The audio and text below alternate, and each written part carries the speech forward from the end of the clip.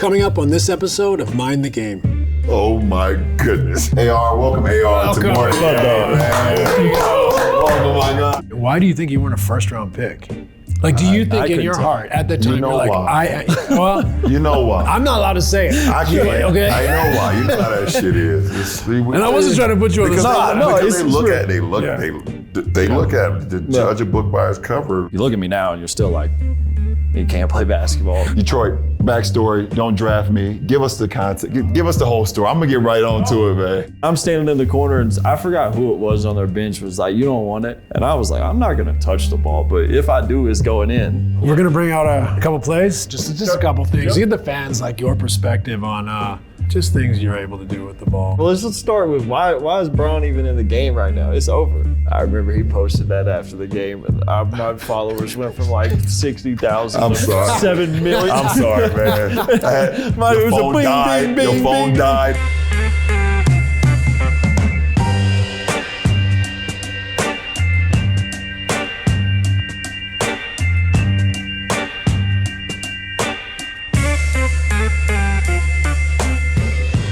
This episode is presented by Anthropic, the team behind Claude. If you're the kind of person who wants to understand the game at a deeper level, Claude is built for you. It's an AI thinking partner that helps you work through complexity, not just surface answers. Try it free at claude.ai/mindthegame. I'll take that bottle over there. I don't know if I'm gonna do anything with it, but I'm gonna pour it just There's for the one over there aesthetic. too. You want to check that one? This is Silver Oak 2020. Let me see that. Over. I'm gonna just Sip at on least something. open it. I'm gonna just Sip open on it. Just something. never heard of that one. No, it's up to you. I don't drink. Yeah. At all? yeah. Nope. Never have? Nope. So this is my golf. Yeah. I'm gonna scratch golf for you. It's I'm a plus 20. This is me all right here. y'all. This is me right here. I'm with the pros. So we are rolling? Yeah. I mean, we're already rolling. I'm gonna get right on to it. AR, welcome AR to Welcome. Martin. Oh my God. Appreciate you, Yes, Let's go. Appreciate you. I think we should get right to it. Detroit, backstory, don't draft me. Give us the context. Give us the whole story. I'm gonna get right on to it, man. Here we Yeah, go. so my agents, Reggie back there, they set up a plan, and the plan was, we knew LA had a two-way open on draft night, and knew it was a situation to where, I could possibly step in, get a contract, because I don't know how many guys were actually under contract at that time. There was a lot of free agents, a lot of signings to be done, and we knew that going in. They called it 42, and they came up to me, and it's every kid's dream of hearing their name called on draft night, and I'm no different. But it came down to sticking to a plan, and that's what we did. And it sucked to not hear my name called, but obviously putting ourselves in a good position was much more important. But there has to be more to it. Like, it was for a two-way, with the Lakers, Yeah. which became obviously before the season you got a deal. But I mean, you could have got a two-way deal from any of those teams. Why the Lakers? Why were you? That was the place I need to go.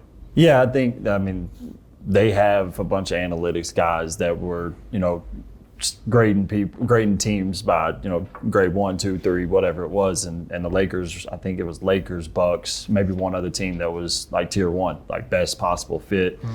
And Your agent. Yeah, our Analytics agents, guy. with the analytics people. Okay. So, kind of dove into that and then listened to that. And then on another note, like we talked about, like there was nobody, I think there was maybe like 4 or 5 guys under contract at the time, because they ended up having to sign like 7 guys, and then knowing that there was going to be a possibility to snag that 13th, 14th roster spot. And then on top of that, like him, IQ level, like I feel like I have a pretty good IQ, to the game, and felt like, that was one way that I could get in my foot in the door was to, lean on that and lean on, just knowing the game of basketball, and that's what he does. When was the first time you saw him play? Like, not like in person, or was it in college, or? Yeah, I had never seen him play up until the point till we drafted him, and but once I not drafted him, but signed him after the fact, and I went back and watched a lot of his Wichita State highlights and games, and then a lot of his Oklahoma highlights and games as well. The first thing I noticed, it's kind of funny, we always talk about this, he didn't play like a white boy. It was very different. his wiggle was very different. I mean, I grew up in Northeast Ohio, so I know white guys playing like white guys and white guys playing like the brothers. Right. And what I could see in his game is that he had a lot of wiggle to his game. And that was one of the things that, quite frankly, we were missing.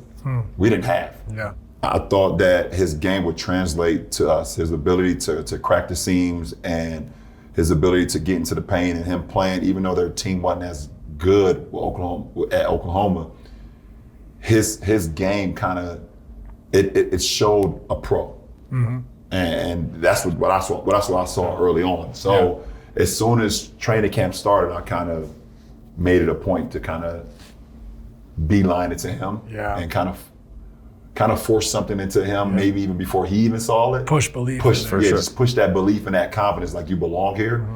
And that I was kind of on him, like pretty much from day one, because I felt like we needed that, as far as, because we didn't possess that consistently, but also I saw he had game too, and I really thought that it could translate to the big leagues. Do you remember a moment where Bron said something to you, or just like a feeling of connecting with him early, where you're like, oh, he really believes in me? Well, damn sure wasn't the game in Brooklyn, I tell you that. That clip, we gotta make sure we clip that. No, that was it wasn't even my fault. That's another story. But no, it always goes back to when he had his mini camp in it was Vegas that year. Before your rookie. This was before I was under contract, and it was crazy because I think it was like Thursday, Friday, Saturday. We came back Sunday, and it was like Wednesday, and I didn't even know if I was going yet. And one of my friends back home was getting married that weekend too, so I was about to buy a flight to go back home. Got the invite, obviously, told my friend, like, hey, I can't say There's no levels to to this shit. Yeah, so we get in the gym, and I think we got to playing like 3-on-3 or something. Got a couple buckets, and then drove downhill, ate, and I thought I had a layup, and then AD come out of nowhere, and I was like, oh, fuck. And late second, kind of like behind the back pass to him, he come down the lane, dunked it. And then it was just from then on out, like, they were like, you're good, like, just be yourself. Him and AD, then I've given them, all the credit I can give them, just to, from day one of being like, hey, you don't have to be you, like on the court, off the court, whatever it is, just be you. It's powerful, right? No, for sure, especially coming from real players. Yeah, I had this experience, to sidebar to my experiences, but Kevin Johnson was our point guard in Phoenix my rookie year. And I mean, I grew up watching this guy play, and he was a walking 20 and 10. And like one day he grabbed me, it was like in the locker room, was like, you're as good as any guard I've ever played against. And I wasn't even playing. Yeah. It's just from practice floor, watching, playing, competing. And I was like kind of, you know what I mean? You're taken aback a little bit. And he's like, no, you're as good as anyone I ever played against. And I was like, that gives you so much confidence that, because I think we have similar kind of coming from places we're not supposed to come from to play in the NBA. Yep. And so for someone who's been there, done that, and has the things that like we don't have, like his explosiveness and speed and things like that, to hear the guys that have done it say it to you really can give you a lot of belief. Yeah. Did you feel like that launched you a little more to like just be like, let loose, relax, and play? Yeah, for sure. I mean, like you said, not the most explosive person in the world. Very jealous of people like that. But it's just, I feel like this whole game is a lot of confidence and IQ.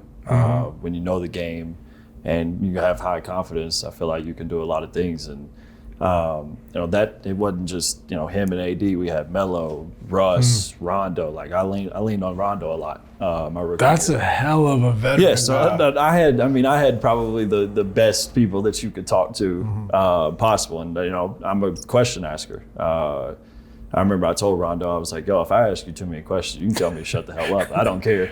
He loves questions. Yeah, so every time we would be in practice, there's something would happen, and I would go over to him, or I'd always be standing by him and just be like, what did you see here? What did you see there? But yeah, just the confidence that they had in me, the whole group from day one, just like you said, catapulted me to continue to be better.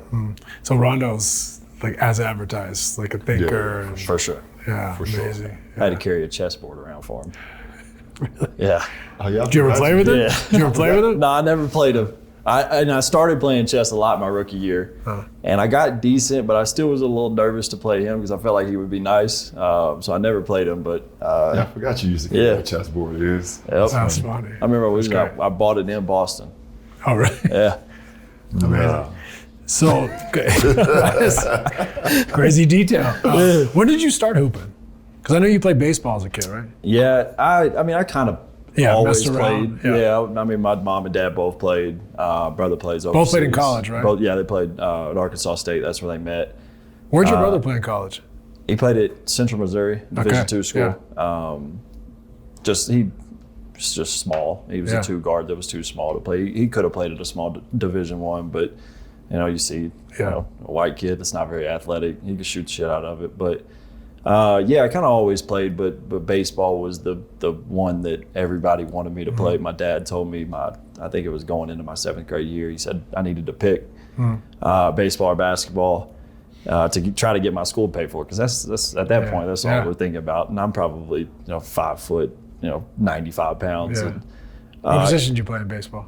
Shortstop. I played a lot of short, and then I pitched a little, which I didn't like pitching. But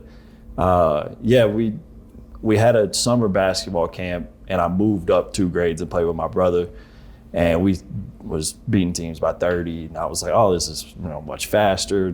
Baseball's kind of slow. So I went back to my dad, and I was like, I want to play basketball. And he was like, you're fucking stupid. I was like, damn. But he was like, obviously, you got my support. Were you killing it in baseball?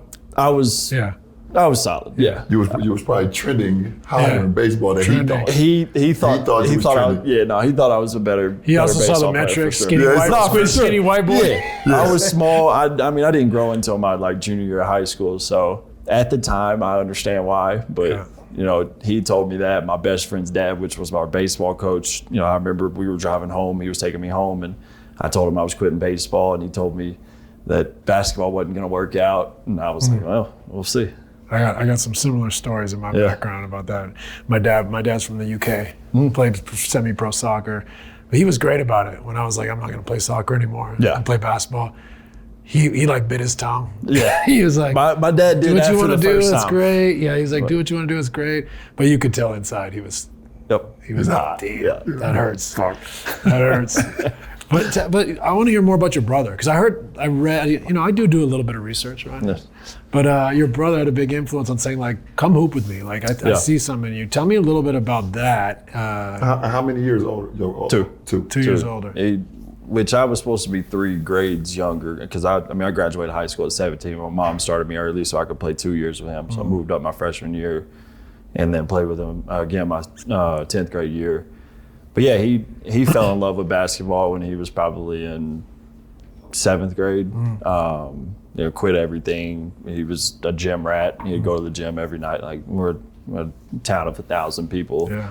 He's probably 12, 13 years old driving to the gym, which probably isn't legal, but so probably isn't legal. That's amazing. I don't think so, but that's another story. I've never been to Arkansas. You can do that in Arkansas, But he fell in love with it, and I was kind of still in the fringe of baseball. I still love baseball, and probably going into my 8th grade year, I think he'd seen that I had ability, and I remember there was nights that he'd be going to the gym, 7, 8 o'clock at night, and he'd be like, you want to go? And I was like, not really. And he'd be like, you're coming anyway. I had no choice. Yeah. And he'd drag me out of the house.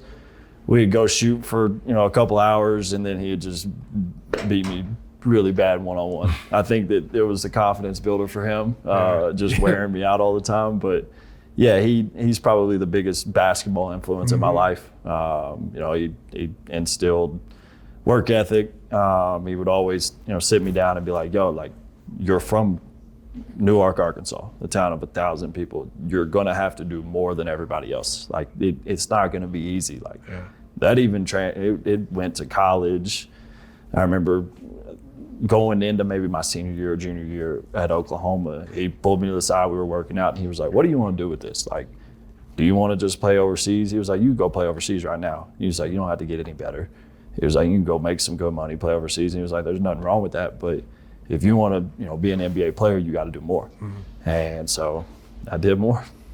It's crazy. It's crazy. I have similar people in my life that's had the same similar conversations with me. But is he still hooping? He's 29 now? Yeah, he's 29. He plays in Germany.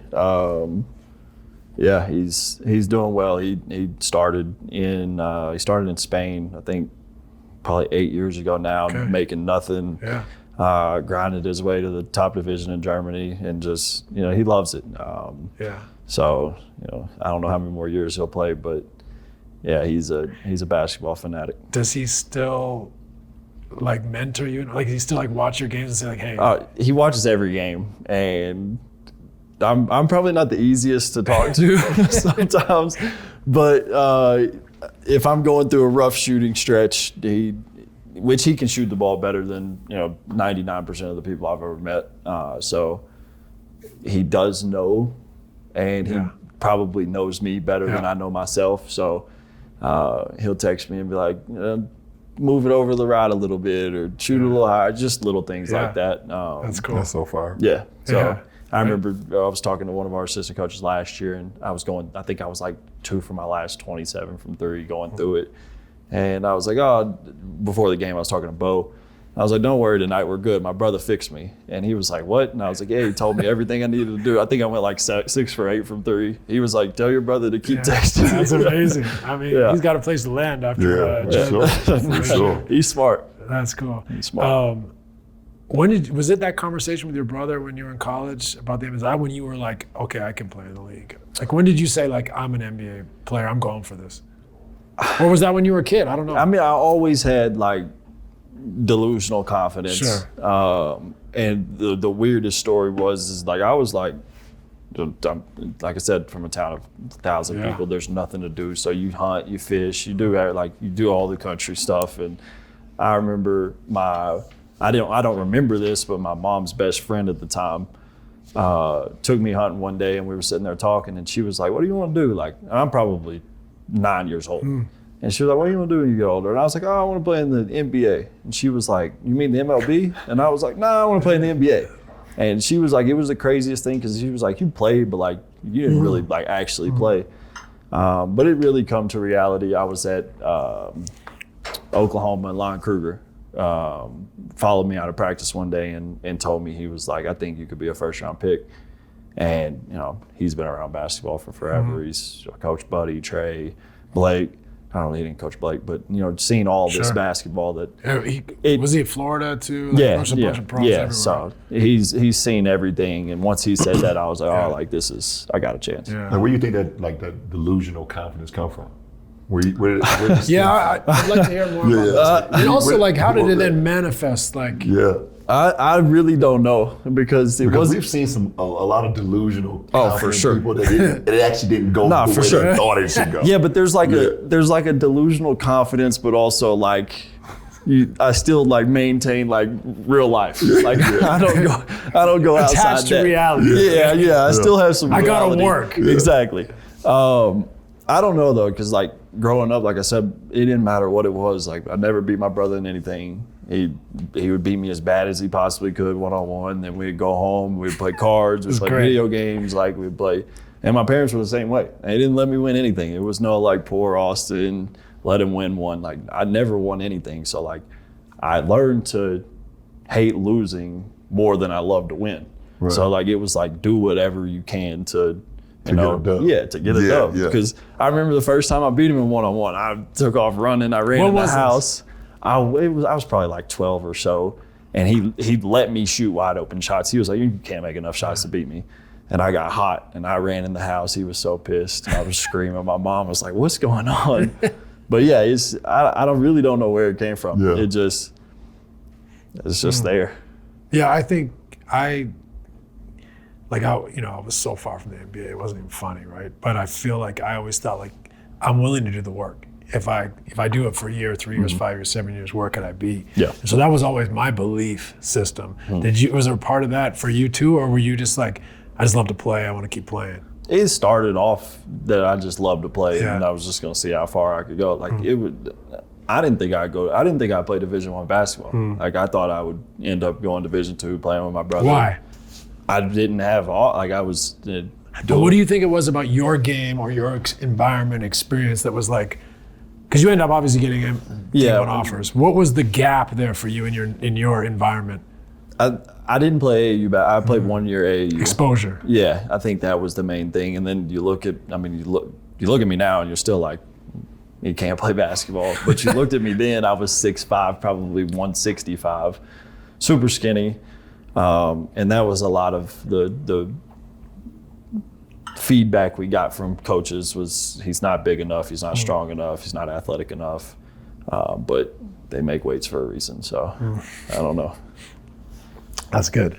Yeah, I mean, it's everyone's journey is different, right? Yeah, So, absolutely. It's crazy how Absolutely. everyone has a completely different journey, how disparate they could be. But like, what did you think was, because you got to college, like I watched your clips in college, and I'm like, that's a pro. Why do you think you weren't a first round pick? Like, do you think in couldn't your tell. heart at the time You know you're like, why. well, You know why? I'm not allowed to say it. I can't. Okay. I know why. You know how that shit is. And I wasn't trying to put you on the because spot. because it's they look true. at they look at the judge a book by its cover situation. Like I saw the talent. Yeah. That's not that guy that I'm seeing is not he's not an undrafted. There's no way that guy goes undrafted. Like, but it's come on, man. Well, I think the draft too is you got your top 15 players or whatever the lottery is, and then after that I feel like teams just try to hit home runs. Right. And then my age I was 22, I think, coming out. So they're like, oh, Especially in your era, analytics definitely. exactly. brings So you it's like down. go young, go athletic, and I wasn't either of that, but I could help somebody win. Obviously, Yes, indeed. for sure. And was there like for me when I was trying to like get there, I was thinking like maybe I'm not fast enough. That was for you. Was that it? Fast for or sure. strength or what? Everything. Everything. There was many times I was like, oh, I got to get stronger, I got to get faster, got to get more athletic. But I realized real quick that if you can think the game, you can kind of negate some of that. Obviously, I wish I had that. Do you remember all 58 guys that was drafted No, I in don't. your draft? I don't give a damn. You don't give a Nope, damn. I don't. Do not. That's what makes you who you are. I swear. Yeah. Too busy. I definitely would remember every last one of them. Try to tear don't- their ass up every time I I don't play even think them. I knew some of them. Never heard of them. They're definitely not around anymore. Yeah. What year is this for you now? Five. Yeah, five. They definitely not around. Yeah. There's no way. Yep. There's guys in the first round from probably 5 years ago. That's probably not. For I'll have to sure. look at that. What was that? The 21 draft? Yeah, I think so. There's some good players though. Yeah. It's a good draft. Good draft. Yeah.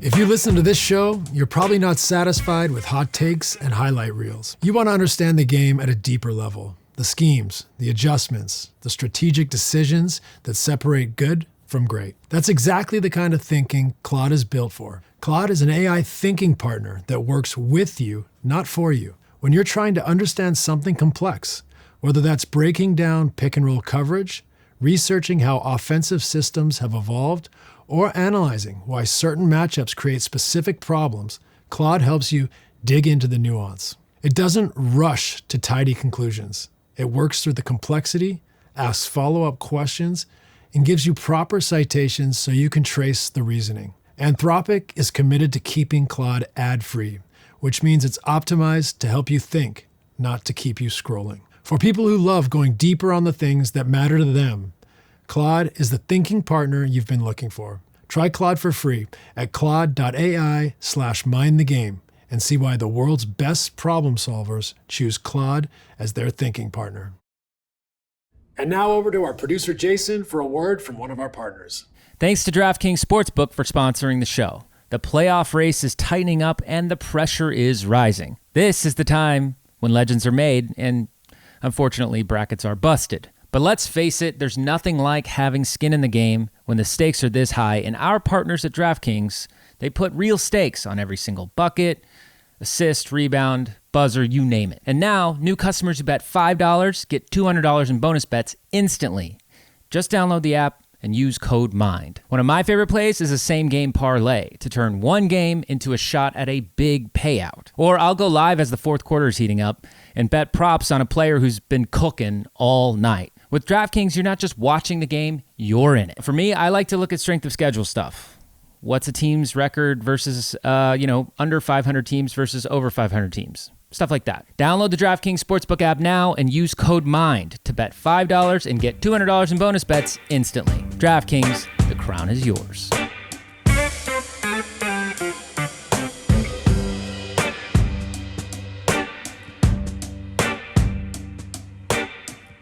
When was it where you were like, I know you had like a little mini camp in Vegas and obviously you got signed to a contract early. When was it you're like, oh, I belong? And did you think before you got the contract, you're like, oh, I belong? Or was it like more like in the season? No, I mean, the Vegas thing was the first step was like, but then again, like it is the middle of the summer. It was playing 3-on-3, so it's different. But then opening night, we played Golden State. Got literally my first ever, like any level, anything DMP, didn't play. First time ever. And I was like, what the hell? Like, I didn't. So you went in the game possible. Like, I'm going to play. I thought that I should have. Yeah. But from camp, preseason, you're like, I'm going to play. But like, I understood why. But then game 2, we played Phoenix, and we were getting beat by like 30 going into the fourth. And Frank was like, yeah, go ahead. And out the gate, we made a run, and after that, it was kind of just. Oh, you were that rotation? Yeah. So I mean, there was a little stint towards the end of the year where I wasn't playing great. Got a couple more DMPs, but basically from there on out was in the rotation consistently. Especially like you don't get those DMPs late, but you've already shown over the course of the year, and like more work, more time. You're like, I'm doing this. Yeah, and I remember. I think it was. We got eliminated from the playing game, and we were in Phoenix. We played Phoenix the night before, and I think we stayed, and we were about to go somewhere. And somehow Summer League got brought up, and someone had said something to him or asked him something about Summer League, if I should play Summer League, and he was like, no, just get in the gym all summer and just grind. And I was like, oh, perfect. I don't have to play bad basketball and just focus on myself. Yeah, it's a lot of bad basketball Summer League. Yeah. I mean, it's cool. I get it. Yeah, it's a necessary thing, but it's not for everybody. But it was not for him. Yeah. No, not the way he was trending. It makes no sense to go out there and waste those few weeks where you could be using those for locking in on what he needs to be locking in on. Actually working. Yeah. What did you see in him early where you were like, I know the wiggle and stuff, but with that first year, were you like, I see this? Yeah, I mean, it didn't take long for me. Like, it does not take long for me when it comes to talent. For me to recognize talent, but also like, I like IQ. Yeah. That's the one thing that I gravitate towards faster than anything. Everyone's talented in the NBA. Everyone has talent. Don't matter if you're the 15th guy, two-way guy, rookie, 15th year guy, it doesn't matter. Everyone has talent. We're all here for a reason.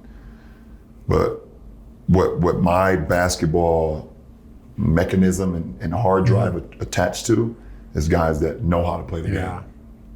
And it's a reason why, like he's saying, he came into the league or whatever, he was 6'5", 180, whatever the case may be, bulked up a little bit now, but it's a reason why he's not the fastest, not the most athletic, but he's averaging 25 a game. Yeah.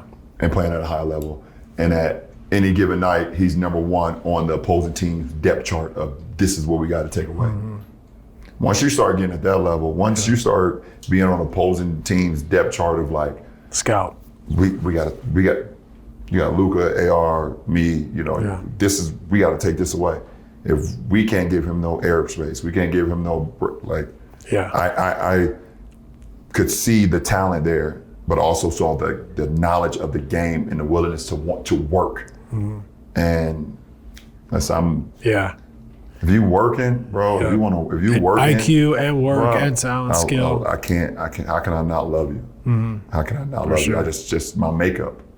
Tell me about the playmaking. Were you in high school? Were you a playmaker as well, or were you more of a scorer? No, playing alongside my brother my freshman year and sophomore year, he took the majority of shots. So my job You had was to get him the ball. Yeah, my job. Get him the ball. Get out the way. That year we actually played like an actual white team. We ran set after set. Yeah. We would get him threes after threes after threes. An actual white team? Yeah, and then he left, and we just started running. Like we was like, we're gonna press and run. That's good. But yeah, no, it was.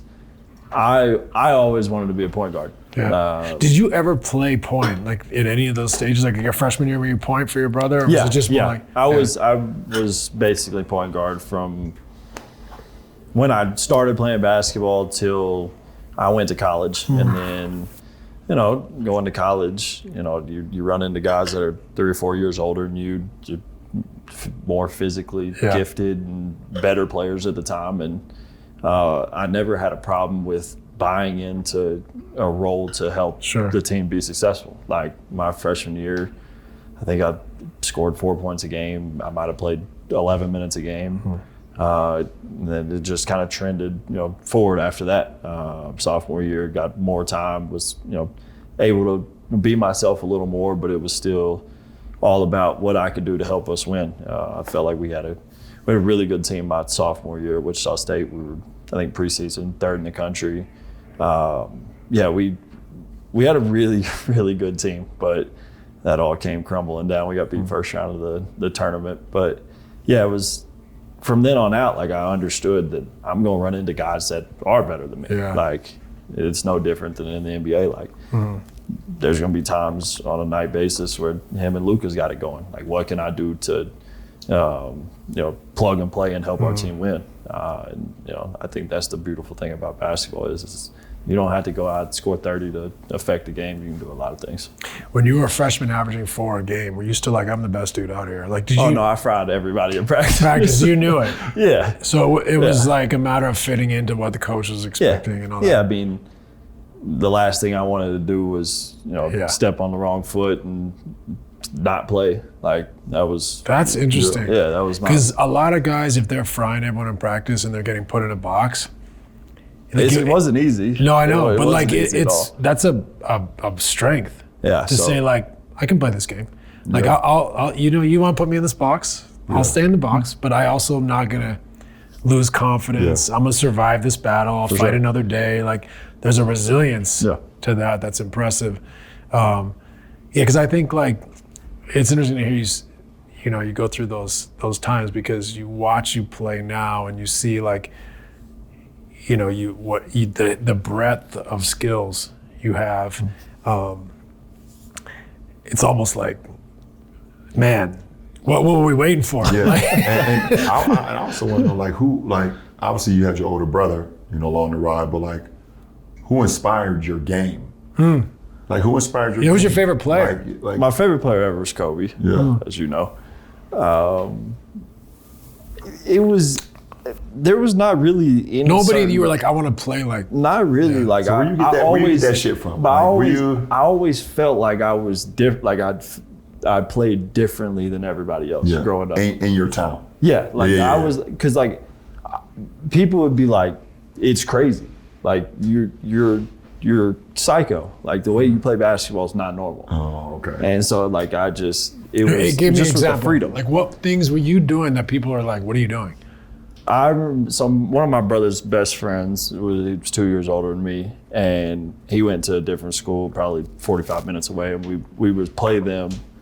And he was really, really good high school player. And I was in 8th grade at the time. I was about to be a 9th grader, and he was like, we were playing him the next year, and he was like, "You have no chance. Like, I'm gonna take it from you every time."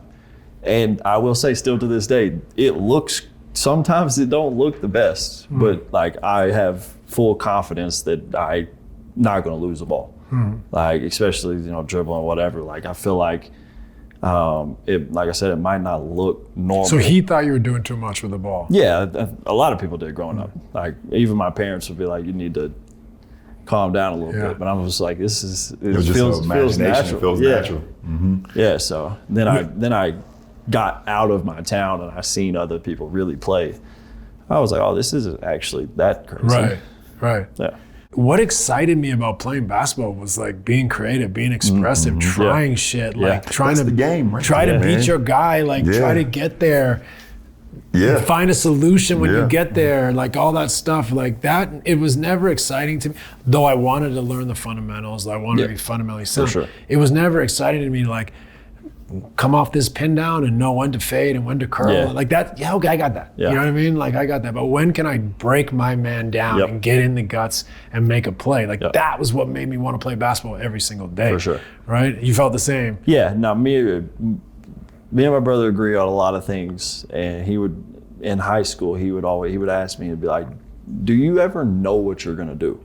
And I was like, no, like I'm not dribbling down the court thinking like, I mean, obviously I'm reading defense, whatever, but like if I see somebody in front of me, it's not like I'm gonna go and be like, oh, I'm gonna hang cross. Yeah, right. If I hang and he bites on it, I'll figure something out after that. Like there's no It's all Improvise. reaction. there's nothing's predetermined. Yeah. Like nothing's predetermined. And I mean, we talked about it a couple years ago. Like those are I feel like the hardest people to guard because like you literally you're not watching scout and it's like, oh, he does this. He goes left every time. When he goes right, he's going to cross back. Or he's going to go between. There's no telling what I'm doing. One of the things I think, but I mean, that's where offenses have gone. Like we're not running sets. We're just trying to play out a ghost game and multiple actions, play fast, quick decisions. So it's like, you know, all those advantages. I mean, literally half the league's opening the funnel so we can just go and set the transition. So, because it's harder to guard than if we run Fenerbahce's greatest hits. For sure. You're just going to switch all that and you're back to an ISO. So it's interesting that it took us a while to like, you know what I mean, come around to that part being like, that's the heart of the game is can you beat your man, create an advantage? Which is, you know, it's fun. That's fun to watch. I think one of the things that you are either the best at in the league at, or use the best is the behind the back dribble. Yeah, I've heard some people's giving me credit on that. Yeah, his rap game is crazy. Yeah. The step rap, you just fuck somebody up. But you done that all since you were a kid? Yeah. Always. Yeah. Because I think you use it to attack. You also use it to reset. Yeah. So you get stuck, they catch your first move. Sometimes it's a wrap to win, to get downhill. Sometimes it's a wrap to reset. Yeah. And then you can hang. When you hang dribble, they got to close and you do your thing again. Else. Yeah. And so I don't know that do you think anyone in the league uses it as well? Well, this is definitely not a conversation for me. You two, when they come. He didn't need to. Yeah, right. They use it behind the back dribble like that. I mean, not off the top of my head. I think Luka actually used it really well, but more to get to a step back. Yeah, get to a step back. A lot of people do it when they have 2 feet set. You do it in the middle of the stride. I can have 1 foot in front. And it gives me Jamal Crawford vibes. Well, Maul used to kind of do it as well without having feet set, without he could just improvise and go behind the back. But no deceleration too. He's still accelerating at the same. That's what makes it so unique too. He can come down full speed, 100%, wrap, and still be accelerating towards the basket. That to me is that's the way it is explained, is that you can use it to go, you can use it to hang, you can use it to retreat. Like you use it in any way, and I think that's the thing. Some people, like you said, do it when their feet are planted. You could also do it on the move. For sure. Both ways. It's fun to watch because that's tough. It's fun to watch because it is improvisational. You're never like, I'm going to go behind the back, right? It's like you're get out of jail. Yeah, for sure. Yeah. No, I mean, I remember Phil Handy. It was either my first or second year. We worked on a lot of the stuff, obviously, but he kept telling me, he was like, you're one of the few people in the NBA that can actually change directions on 1 foot. Like you can have 1 foot out in front of the other, and either behind the back or cross or any. And he told me that's what he worked with Kyrie a lot with, because he can do everything. But just the ability to change direction with not a perfect, base. Yeah. It's fun. It's fun to watch. Like it's like You mentioned Kai, but like guys that are able to do things slightly different all the time, the improvisation. Yeah. Then you add the playmaking. I think one of the things about your game that is beautiful to me is your finishing rate is really high. So you get in the gaps, but you finish at a high level. Not to be rude. No, it's not because you're challenging people at the rim, but you have a high foul rate. You can play in the middle. You have a midi game, float game, layup game, playmaking game. So I'll relate this to me. I think why I was efficient is because I could pass and score and a different thing. So I could play off each other. Yeah. So I didn't have to go. It wasn't all or nothing when you get in the gaps. I could be like, oh, I can beat it in the backboard. I get my layup. I got to take the run. I can spray it out. I can play. I can draw, score, and draw.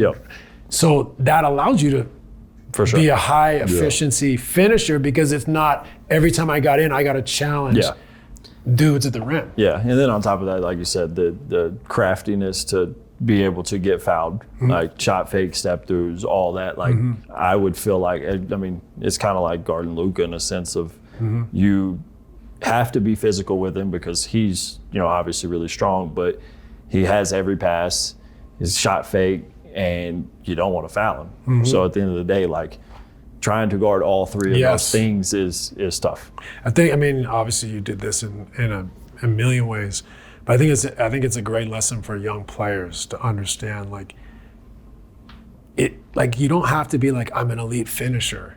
You have to be able to I have options. Yeah. I can play cat and mouse. I hit the pocket pass, and then later they don't want to give up the pocket pass. You attack. It might be a floater, it might be a layup, it might be a dribble under. The guy early comes from the corner.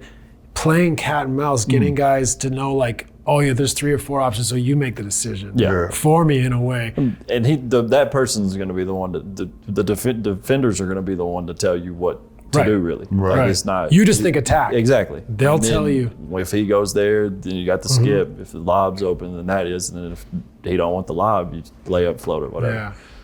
So that's really kind of how I see it is like, okay, you don't want to foul me. And then I'm going to let the defensive, whatever, their schemes help me figure out what I want to do. The fouling's the icing on the cake, your high foul rate.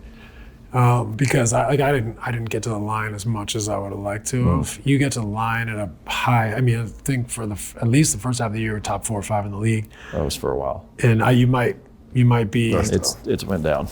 Well, your team got healthy. Bro, I don't get that. Shit, I wish I get some foul. Your team got healthy, honestly. I wish I get some foul. Yeah, no, for sure. It'd be nice. It'd be nice to get to the free throw line. It would be nice. You got fouled so bad on the layup in the first quarter last night. Bro, he literally punched me in the stomach. It's crazy. Yeah. The gut punch? No. Bro, it was like open hand. Yeah. No, I think that's an art of itself. It's not, obviously everybody's going to be like, oh, you're foul baiting. Like, I try to use all of that in the sense of to get me open. Like, I'm not really. Yeah, I don't want to just go in. Yeah, I'm not I just want to get fouled at 17 feet and throw a hook shot at the rim. Because if I go to a low pickup and you have your hands down there, you're going to be scared to foul me. So you're going to back off. Yeah. And if you don't, you're going to foul me. So it's more to get to where I want to go than it is anything. Also, it's like why put yourself at a disadvantage? Oh, I go low pickup, his hands are going to try to avoid it. Now I'm off balance. Exactly. You have to rip through. And I always say this about Luka does a great job at this, is dictating the way the game's going to be called. For sure. He tells the ref right away he's not doing that. Yep. By his play. Right? Right? He but it's brilliant. Might vocalize it a little bit. Yeah. He started speaking Serbian last night. I was like, oh, shit, I don't know what you're talking about. He did? Was after he got his first tech. Oh, yeah. But there's an art to that. There's an art to that. I think, of course, everyone's going to try to get a call. Yeah. We're all trying to figure this shit out. I'd be begging him to do it. Bro, it's not working. It's over. It don't work. It don't work. It's over. You trying to teach your old dog some new tricks. It's over for me. I used to get calls. I don't get calls no more. They look at it. The same thing. Too strong. We didn't see it, or it was margin. It was that's my favorite. It's my favorite word in basketball right now. We have I don't know when this is going to come out, and versus the refereeing episode. Oh, yeah. We talked a lot about like, and it's not to kill the refs. For sure. We could do that. Yeah. But it's more about like the game's changing to where like you can blast a guy in the chest on offense and it's no call anymore. You can foul the hell out of someone outside the 3-point line, no call. Then they get inside, it's ticky-tack. Yep. Like, it's just a little bit of inconsistency. It's just the inconsistency. Yeah. Like they pick and choose. well, it feels like they don't know yet what they want. Where are we going? They What are we don't know. doing? Like the extended arm on the drive is so inconsistent depending on who you are, I guess. Like, I was watching, obviously, when we played against Boston recently, Jaylen Brown about 3 times did it to our players. Right in the open and no call, and then we're down fucking 18 in the fourth, and he does it, they call offensive foul. Yeah. We got a couple other guys in our league who consistently does it, and I was watching, I rarely watch the games now these days, but I was watching Denver and Minnesota, and Edwards drove, kind of, gave the arm, and on the way back, he got his arm kind of pulled by Jamal Murray. They call offensive foul, and then Minnesota reviewed it, and it was still offensive foul. So it's like, where are we at? It's like when they go to the replay, you're not sure what they're going to call. I don't believe it's ever getting it. Whatever the refs say it was, I think that's what it's going to be. I don't like the fact, that's another story. I don't like the fact that we can allow someone all the way and like fucking Secaucus somewhere determine what the call should be. So we're right here. Yeah. This is live. I've seen many of clips when we're sitting on the bench and we're like, oh, this will be overtime. For sure. And then they're like, nope. No, it's a guy in there eating a fucking ham sandwich determining what the call should be. That shit pisses me off. I'm the old guy now, man. So here's the thing. Why bother watching it back when we watch it back and we don't know?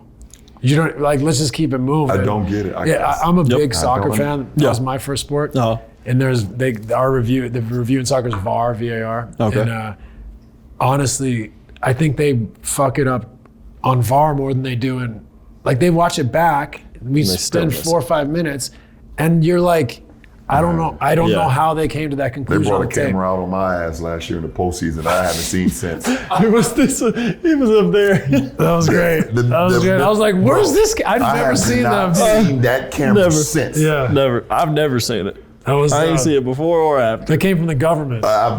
For sure. Oh my goodness. I was like, I've watched a billion games before and since. I've never seen that camera in my life. No, it was tough. But I mean, it is what it is. I think one of the things that I admire about AR's game too, that goes underappreciated too, is that his ability to create contact in the paint versus smalls, versus longer wings, and versus bigs.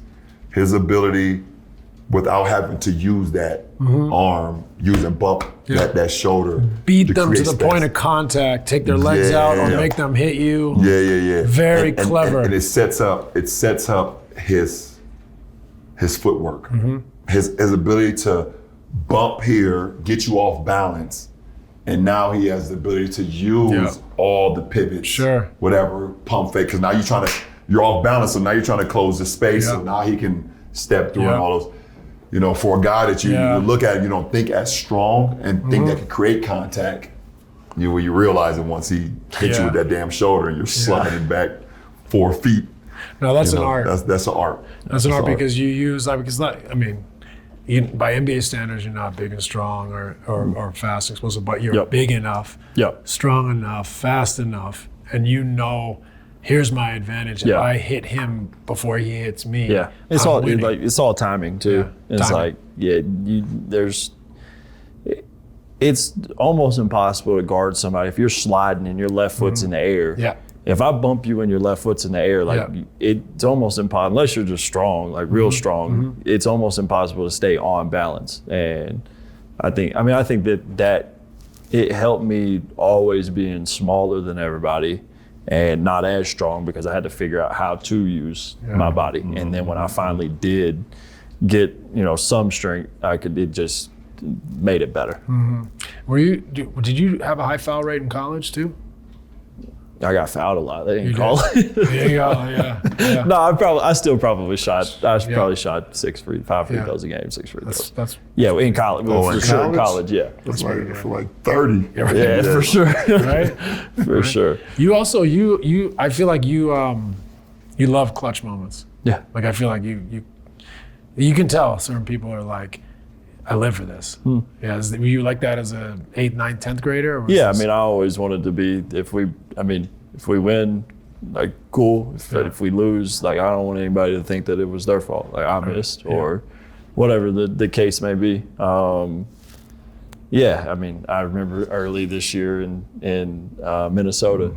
Tough.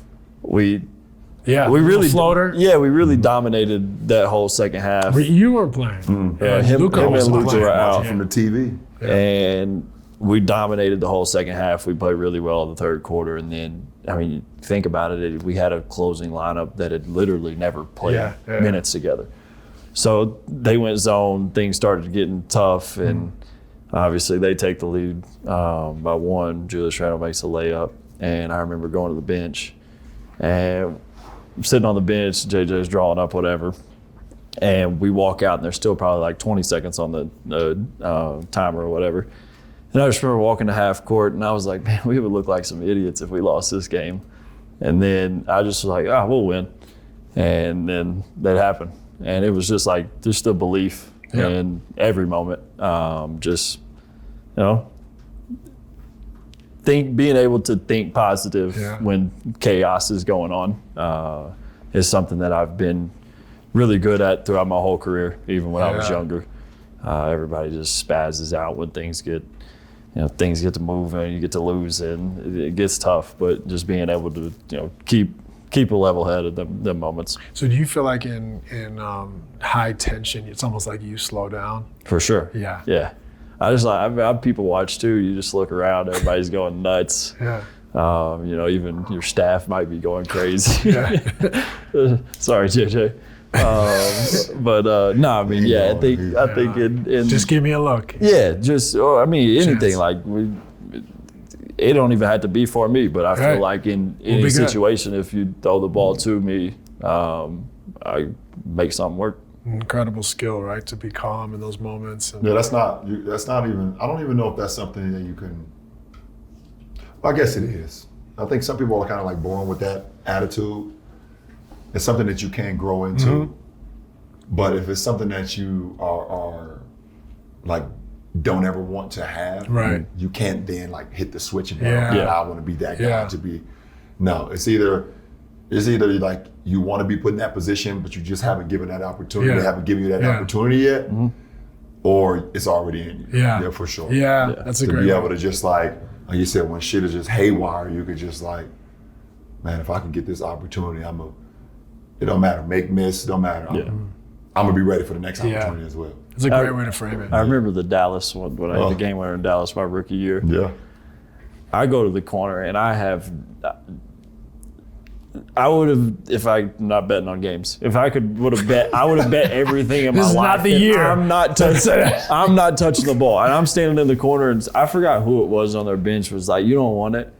And I was like, I'm not gonna touch the ball, but if I do, it's going in. Right before it happened, and I still to this day, I'm like, Russ, why did you pass me the ball? But yeah, I mean, just moments like that, like you gotta accept it. Yeah, make or miss. No, I mean, you both make great points because I think like it just seems innate in you that you calm down in those moments, and it's like you're at your best in those moments.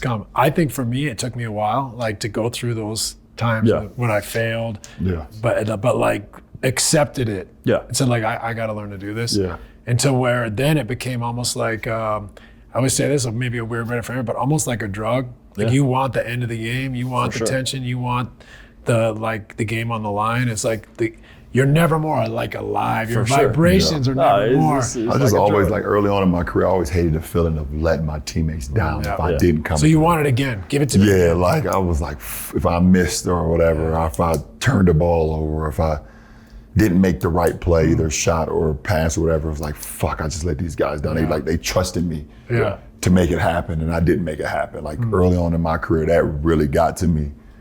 And then it just got to a point where it was like, well, they're putting you in this position because they trust you. They trust you for a reason. So there's a reason. then I was like, it doesn't, make, miss, pass. If I pass it, if I shoot it doesn't.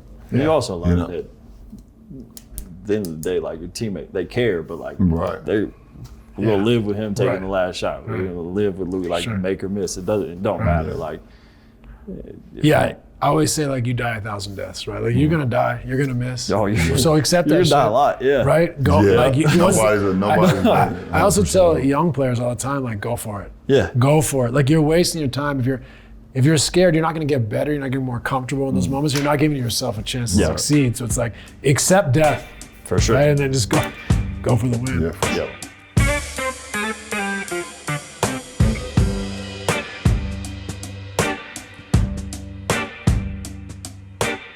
As a little kid, my dad would take me to my grandparents' home in North London where he grew up. I used to love walking from the house through the park to watch a Tottenham match.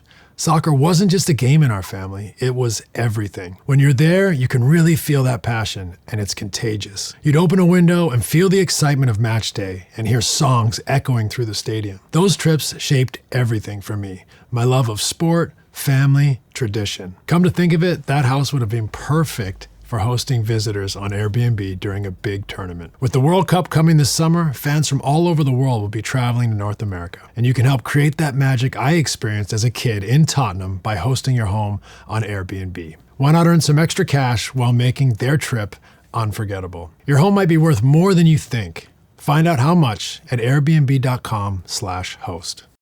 In basketball, the best teams don't rush. They control the tempo. They know when to push, when to slow it down, and when to create space so the game comes to them. Travel is the same way. When you're moving city to city, season after season, you learn the biggest edge you can have isn't speed, it's control. That's why people who travel a lot talk about lounge access. With the American Express Platinum Card, you can enjoy access to over 1,550 airport lounges worldwide, the largest global airport lounge network compared to other credit card companies as of July 2025. It's a calm place away from the crowds, a place to slow things down, enjoy thoughtful, curated meals, and settle in before your flight takes off. The destination before you arrive at your destination. When you control the tempo early, everything that follows feels smoother. With premium travel benefits and award-winning service, there's nothing like American Express Platinum. Terms apply. Learn more at americanexpress.com/withplatinum.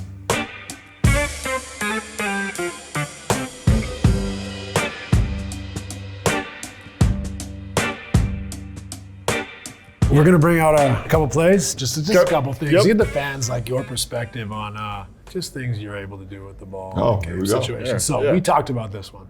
Yep. This is that game. You guys go in the football formation. Yep. A little bit of a misdirection to get in football, and then you kind of run a play that you could just run into the half court.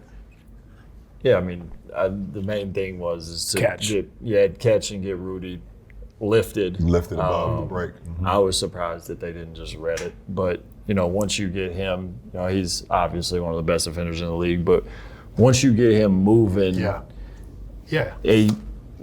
laterally, he's not as quick. Sure. If he's standing in front of you and you're trying to finish around him in the paint, it's almost impossible. But if you get him, I think DA did a really good job here of actually sprinting into the screen and creating that separation between him and Rudy. And then getting a little piece of Daniels too, just so you had that left to right. So Exactly. I always say, the way I explain this too is like when McDaniels can't touch you here, now Rudy's isolated. Yeah. He's fully, he can't drop with the roller. He's like, I gotta contain. And so Rudy goes from being the best defender on the court to one that's in a tough situation. Because you can get downhill left, right, and at 7-2, it's hard for him to his feet. So you take advantage here. Yeah. You split, but it's interesting, right? Like he's so fearful of your, getting past him that he's opened his hips. Yeah. So you split, which now his hips have to change back the opposite, which makes it even harder for him.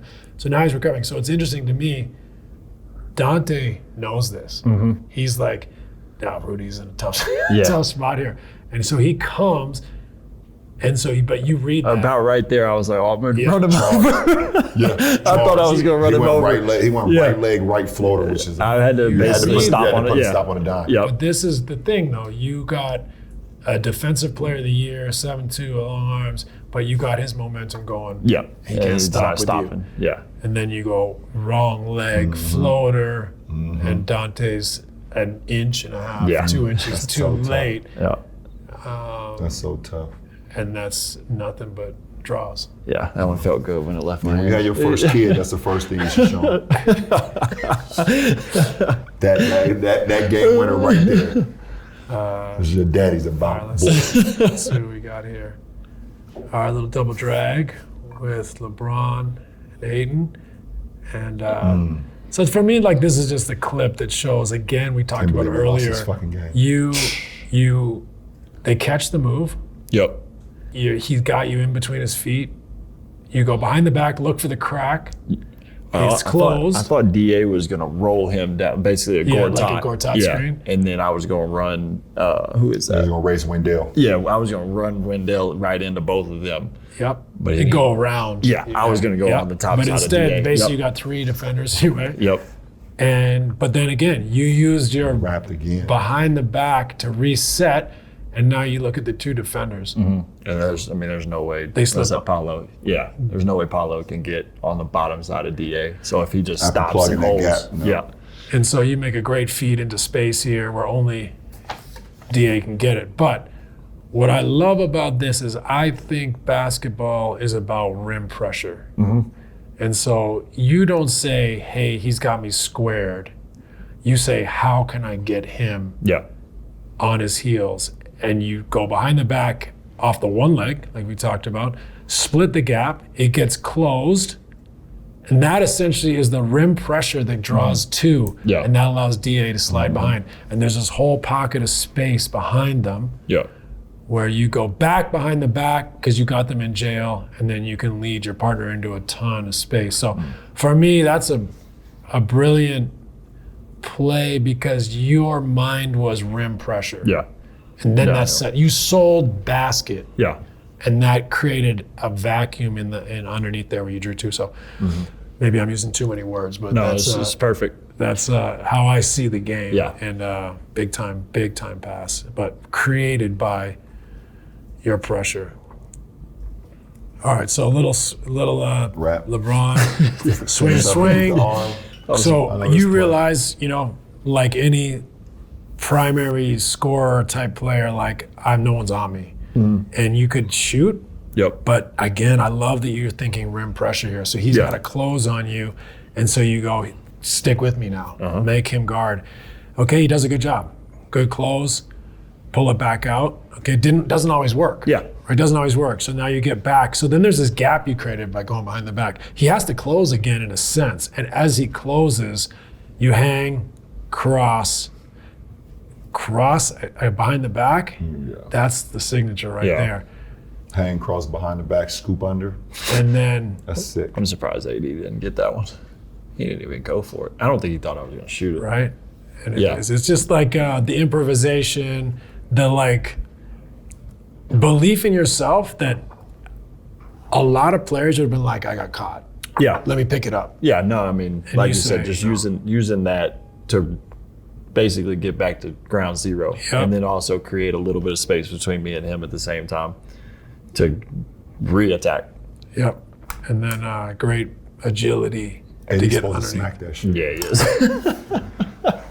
For sure. That's for someone else's film session. That's not ours. That's not ours. That's for Phil Handy's film session. He said, prove it, kid. Right. So again, a little kind of late double drag. You look to play in the middle for a second, draw 2, and just baiting them. You came off the first one. You thought, see, what I like about this is the second screen. I don't know if this was double drag. If it was, it's late. So you thought, why would I just come off the second? I'm letting them set up. You said attack here. And then it created a screen angle even better by him attacking down. He basically set up the lob right now. The lob is happening right now because his defender has to close the gap because he can hang and shoot this if he don't close that gap. And now his defender's trying to get over. It's over with now. One way I like to, I don't need to re-explain it. You explained it great. But one thing I like to say is you manipulated him. Like, one, you would have gone to the hoop here if you got him clean. Yeah. But the help helped. Yep. And what you did, though, is you got your defender between the screener's feet. Yep. And now he's stuck. And now he's dead. Yeah. And then you can also see he can't touch you here. Yep. And I always say when he can't touch you, guess who has to come guard you? The big. Then we got problems. And if the corner came, you got the corner pass. Yep. So just a great job of manipulating here. And I love the way right here, you got lob, but you sold the Luka pass with the eyes. Yep. So that's nailed Russ to the spot. He's going to be late here because you look Luka. Yep. And so just that awareness to manipulate your guy, to manipulate the weak side. It's tough. It's beautiful basketball. And then this is probably my biggest highlight. This is the one. By the way, I didn't know it. By the way, just letting you know, I have no ideas what clips that we're going to show on the episode until he actually brings them out. But I would say, though, like, there's some great facial expressions here. For sure. First, let's start with Bron. Can we start? Well, let's just start with why is Bron even in the game right now? It's over. I must have needed 1 rebound and 1 assist. That had to be it. I think I got 19,000, 1 rebound, 1 assist. So Coach Bron is giving it his John Wooden right here. Yep. Telling you what to do. He was like, okay. At first he was like, okay, yeah, and then whatever I said, what the fuck are you talking about? Yeah. Well, no, I know what he's thinking now. He just told us. He's going, why the fuck is he in the game talking about this shit right now? What are we doing? You sit your ass down. Funny. We got the job done. For sure. And you're still coaching. Sure. That's funny. Still coaching. That's one of the best clips. Shit. Yeah. Amazing clip. I remember he posted that after the game, and my followers went from like 60,000 I'm to sorry. 7 million. I'm sorry, man. Your phone died fast as hell. We were in Philly. I was out at Eva Reg, and I picked up my phone and I just set it back down. I was like, I don't know what's going on. God damn it, my bad. That was cool. That's awesome, for sure. Man. Appreciate you, man. Yeah. Hey, I appreciate you, my dog. Really appreciate you. I got the 2 coolest white boys in the town in the same week. Yeah, you got White Boy Wednesday Oh my and God, what the fuck going on? I don't know, man. My community may give up on me next time I get one more white boy again. We're going to have to diversify. Yeah, I'm telling you. We got to get Luke Cornett next talking about Magic City. We'll slam the laptop on that.